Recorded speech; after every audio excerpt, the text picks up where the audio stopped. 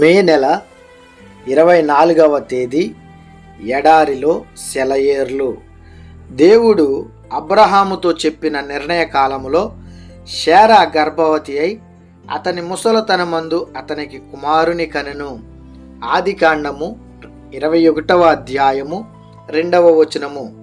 యెహోవా ఆలోచన సదాకాలము నిలుచును, ఆయన సంకల్పములు తరతరములకు ఉండును. కీర్తనల గ్రంథము 33వ అధ్యాయము 11వ వచనము. అయితే దేవుడు అనుకున్న సమయం వచ్చేదాకా మనం వేచి ఉండడానికి సిద్ధపడాలి. దేవుడికి కొన్ని నిర్ణీతమైన సమయాలున్నాయి. ఎప్పుడు అనేది మనకి తెలియని మర్మం.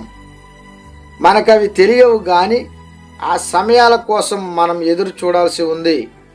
అబ్రహాము హారానులో కాపురం ఉన్నప్పుడే దేవుడు ఆయనతో మరో 30 ఏళ్లకి నీకు కొడుకు పుడతాడు అని చెప్పినట్టయితే అబ్రహాము అంతకాలం కనిపెట్టాలి కాబోలు అనుకుని నిరుత్సాహపడేవాడే. కానీ దేవుడు తన ప్రేమ కొద్దీ ఆ సంవత్సరాల తరబడి కనిపెట్టడాన్ని అబ్రహాముకి లేకుండా చేసి ఆ వాగ్దానం నెరవేరడానికి ఇంకా కేవలం నెలల గడువు ఉందనగా అబ్రహాముతో చెప్పాడు.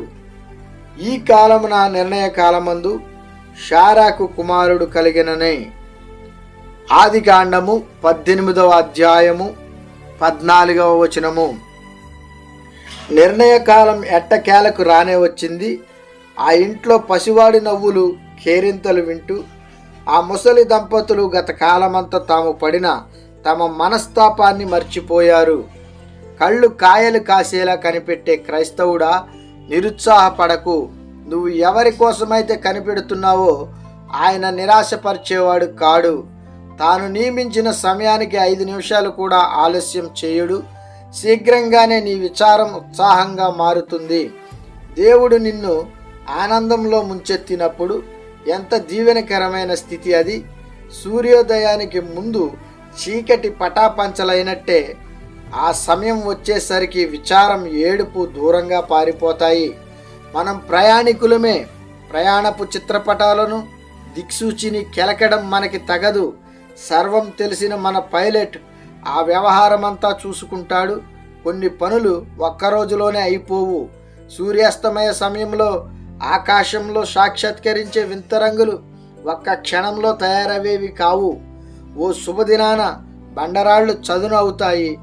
ఏ రోజది ఎవరికి తెలుసు? నెరలు విచ్చిన నేల నీరు తాగుతుంది నిండుగా.